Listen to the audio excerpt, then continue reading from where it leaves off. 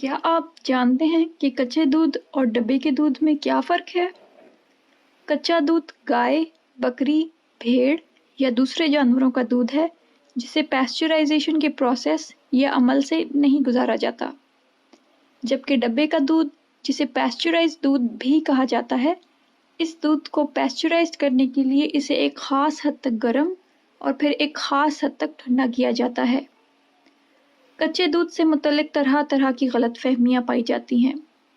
کچھ لوگوں کا خیال ہے کہ کچا دودھ ڈبے کے دودھ سے بہتر ہے۔ کچا دودھ ہاضمہ آسان کرتا ہے یا اس میں زیادہ غذائیت ہے۔ حقیقت میں ان میں سے کوئی بھی بات درست نہیں۔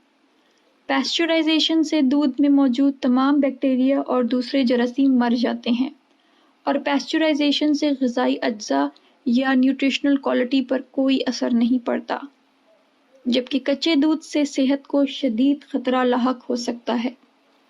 کچے دودھ میں موجود بیکٹیریا اور جراثیم لوگوں کو بیمار کر سکتے ہیں، خاص طور پر وہ جو کمزور مدافعتی نظام یا ویک امیونٹی کے حامل ہیں، جیسا کہ بچے، حاملہ خواتین اور بوڑھے۔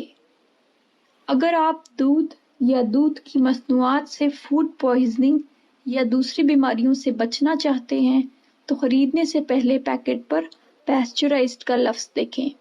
پروڈکٹ کی معلومات اور ایکسپائری ڈیٹ احتیاط سے پڑھیں۔